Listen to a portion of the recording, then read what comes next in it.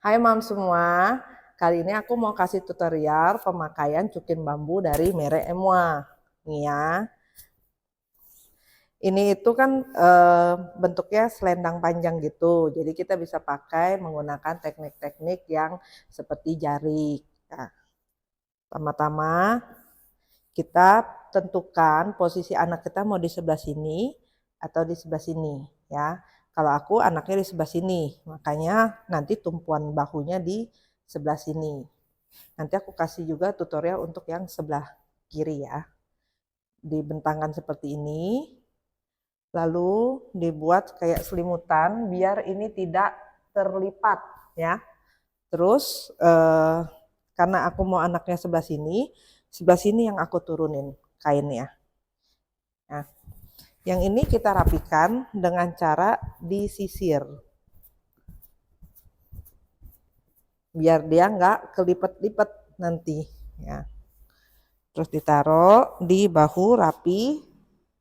Ini kita ambil juga di sisir. Seperti ini ya. Kita akan membuat simpul jangkar agar nanti bisa di-adjust pada saat gendong babynya. Simpul jangkar itu stepnya kita buat tanda plus seperti ini. Tangan yang tidak ada kain di bahu memegang kain yang dari bahu. Jadi kebalikan gitu ya. Jadi nggak begini tapi berlawanan arah seperti ini. Nah, yang ini diam aja, begini aja. Yang ini yang akan bergerak. Bawa ke leher seperti ini. Masukin terus jatuhin ke bawah. Nanti dia akan ada dua seperti ini. Nah, kita ambil dari bawah sini, tengah-tengah. Diambil, bawa keluar. Kita lepas tangannya, ambil, bawa masuk ke dalam. Nanti dia akan seperti ini. Ada satu masuk ke dalam yang ini. Seperti ini. Nah, kencengin ya.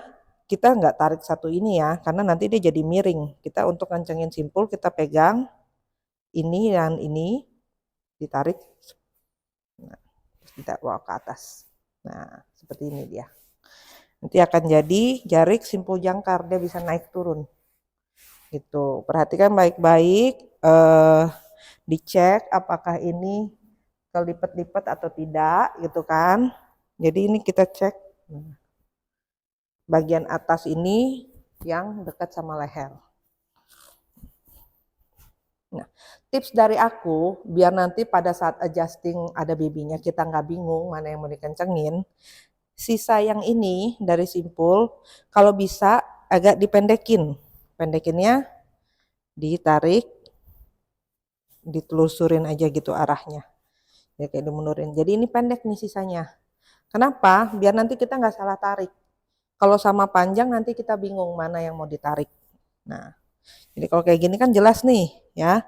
Bisa juga kita pakai yang ada kantongnya ini yang di bahu gitu. Jadi kita tahu oh ini yang ada kantong berarti ini yang di adjust. Bisa seperti itu ya.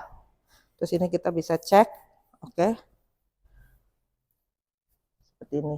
Nah, setelah simpul jangkarnya jadi, kita akan memasukkan bayinya ke dalam gendongan. Sebelum memasukkan, kita posisikan simpul di sejajar ketiak. Jadi ini saat diangkat ini sejajar ketiak seperti ini. Ya. Lalu ukur dari bahu sampai ke pusar. Kalau segini berarti kelebihan. Kalau segini kainnya berarti kependekan. Jadi kita ukur sampai sejajar pusar yang ditarik ya. Ini kan dia bisa melar-melar dikit gitu. Nah, sekarang kita ambil babynya. Babynya ditaruh di posisi sendawa seperti ini. Yang kita topang adalah punggungnya. Jadi ini jempol kita ada masuk ke bawah ketek, ini pegang punggungnya. Dan posisi kepalanya melengkung ke atas. Kenapa? Kalau kita pegang pantatnya nanti dia bisa jeglak gitu. Sedangkan kalau kita pegangnya seperti ini tuh aman ya, nggak merosot.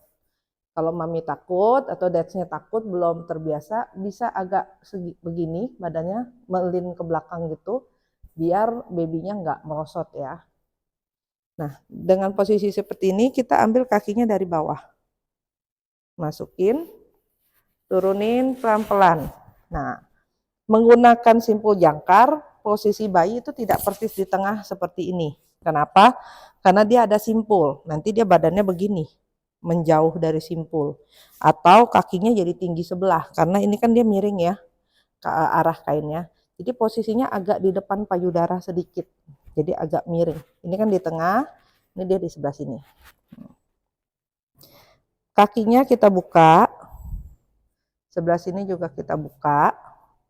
Ini taruh di bawah lutut ya. Ini posisi simpulnya turun nih, jangan lupa dibenerin. Nah, diginiin biar dia tetap di atas. Ini taruh di bawah lutut. Ini juga di bawah lutut. Nah, diginiin babynya. Jadi jeblos dia ya. Kalau dilihat dari samping, pantatnya turun seperti ini. Enggak begini ya. Biasa pada langsung naikin begini posisinya. Nah, ini dia belum deep sit. Jadi nanti gampang jebol. Jadi kita turunin dulu pantatnya. Biar dia agak jongkok gitu di posisinya. Kalau merasa kayaknya, kok kayaknya turun banget gitu ya. Karena kan kita mau kepala baby ini ada di dada ya, di dada yang keras. Nah, ini kita bisa naikin. Kita naikin. Ini kita tarik, pendekin. Nah, seperti ini. Cantolin. Posisinya gini. Lihat posisinya. Baru kita angkat kainnya yang bagian atas. Melewati bahu. Sampai ke kepala dikit, tapi diturunin lagi. Kenapa dibawa sampai ke kepala? Karena bagian ini nih, yang atas ini, pasti itu tidak bisa kenceng. Kenapa? Karena ketek. Ya kan? Jadi ini tuh nggak akan bisa kenceng. Kita mau ekspektasinya yang kenceng adalah di sebelah sini. Yang akan ketek. Jadi kita ini lebihin. Kenapa? Nanti yang kenceng sebelah sini. Ini kendor-kendor aja, nggak apa-apa. Nah, setelah seperti ini, udah naik kan ini kainnya, body panel gitu ya. Ini kita bawa ke belakang. Jadi ini kita ketatin, dibawa ke belakang. Bukan cuma ujungnya ya, jadi nggak gini, tapi satu genggam gini kita bawa ke belakang.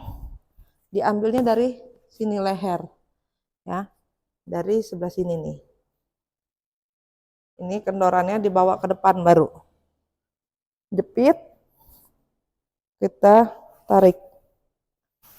Nah, bahunya sambil goyang-goyang gini boleh biar lebih erat gitu ya. Nah, terus yang bagian bawahnya kita bisa bikin seat, dudukan buat biar dia pantatnya bisa jeblos ya. Jadi kita bisa ambil gini, dibawa ke atas seperti ini. Terus ini sisanya ditarik nih. Ini kan kendor. Biasanya pada suka lupa ngencengin yang bagian bawah sehingga kendor-kendor gitu dan bayinya suka jeblos-jeblos. Nah, ini disebar lutut sampai lutut, tarik sisa kendorannya, tarik dari sini. Nah,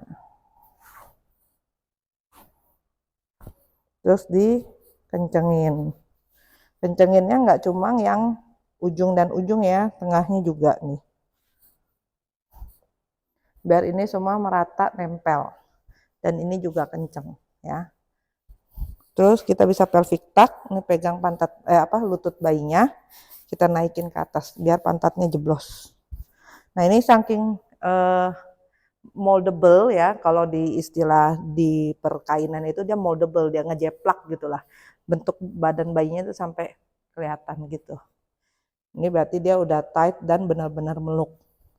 Nah, ini seperti ini sudah jadi. Kita bisa cek untuk 5-star position dan tics-nya. 5-star position itu apa? Bentuknya ini dia postur tubuhnya terbentuk dari tulang duduk ya. Jadi dia jongkok gitu kesannya. Enggak nonggeng begini, tapi jongkok. Lalu dia ada deep sit, ini lututnya, ini pantatnya. Jadi pantatnya lebih rendah, lututnya lebih tinggi ya. Dan dia triad. Triad itu M shape tapi kakinya ini keluar. Kalau posisi kakinya begini, berarti ini belum tepat.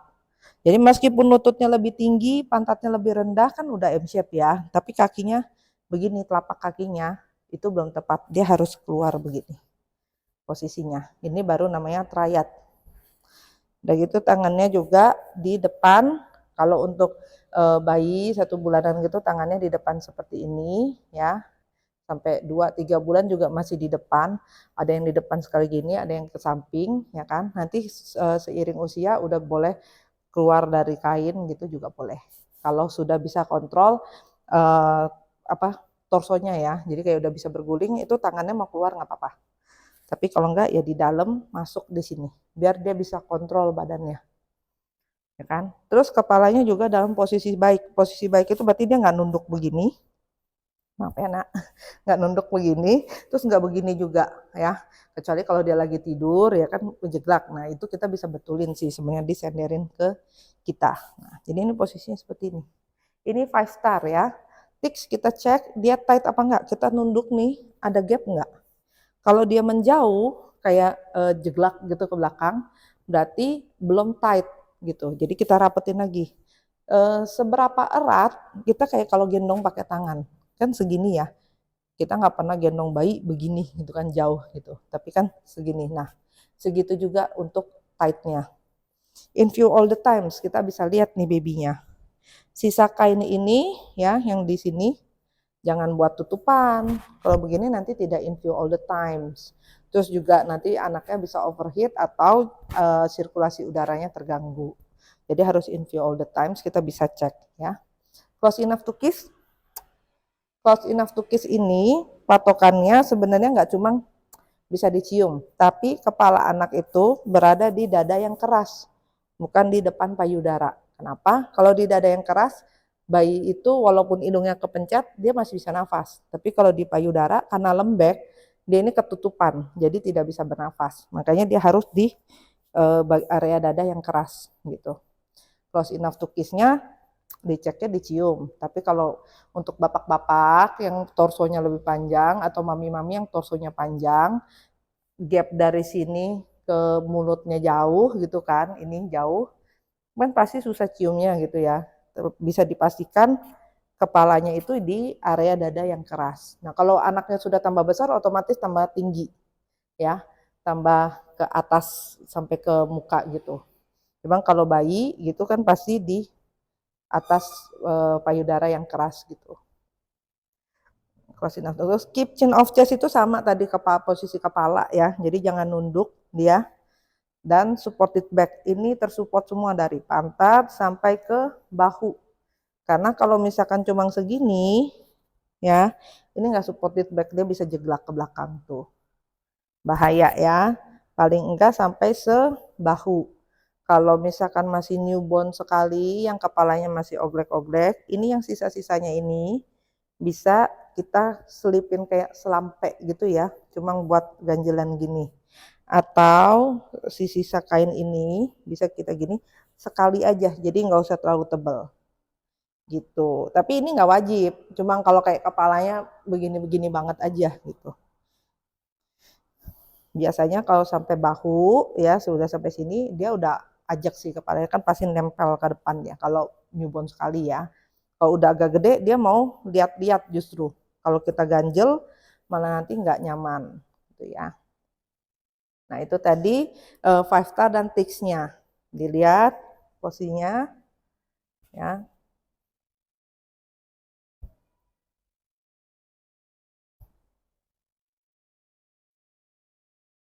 Nah kalau sudah ini kita bisa kencengin biar dia nggak melorot atau kayak aduh kok bayinya udah agak berat nih terus masa kayak licin dia melorot, ini bisa kita naikin seperti ini.